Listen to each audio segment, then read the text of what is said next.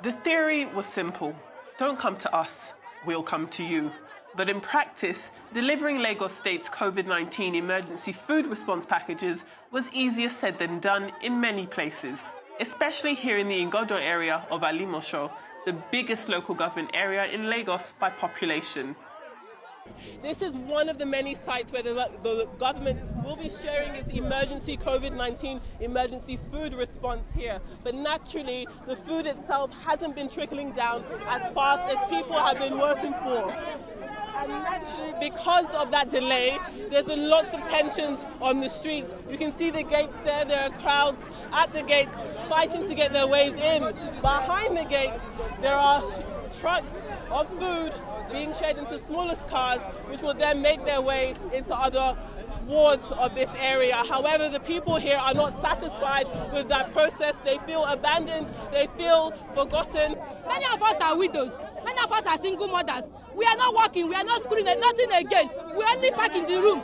Please, we need food. Our children are dying in hunger. Let them come and rescue us. They brought rice to Igando primary school now. We don't know where they're taking the rice to. We can't manage 14 days. We can't manage. We can't manage. No matter, as I am now, I'm holding 700 naira and I have 4 kids. How do they want to take care of them? They promised us to give us food. They said they will give us rice, they will give us money, they will give us many things, and they didn't give us anything. They are taking it at home. They are taking it to their families. They don't give us anything.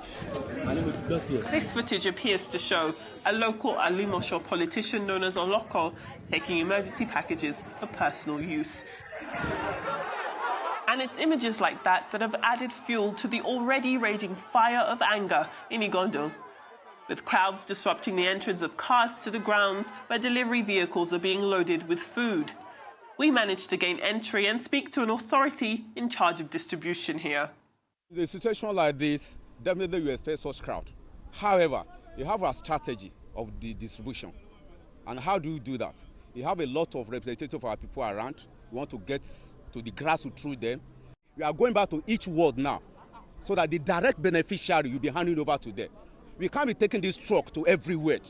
So we've had about up to 10 vehicles here now, spread across all the 7 wards in the Ikotun local government. And that is what is happening throughout the other 5 local government, making 6 of the LCD we have in Alimosho local government. So we have a strategy. So those people that are outside, we are appealing to them. They should go back to their various wards. We are coming back to them. You know the population from Lagos State. You all know it. So how do you expect everybody to get? In fact, Alimosho alone is like a country on its own.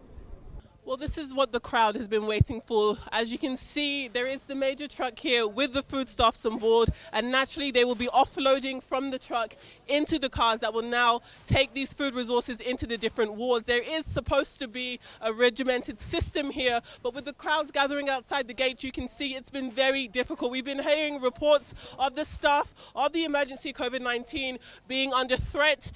Yesterday, there were reports that the car that they were traveling in, the windshield was broken. And also another lady said she had to hide under the rice in the car because of the hostile situation on the road here. So naturally, in as much as we can see, there is order with the bread, with the rice being shared from the lorry into the cars.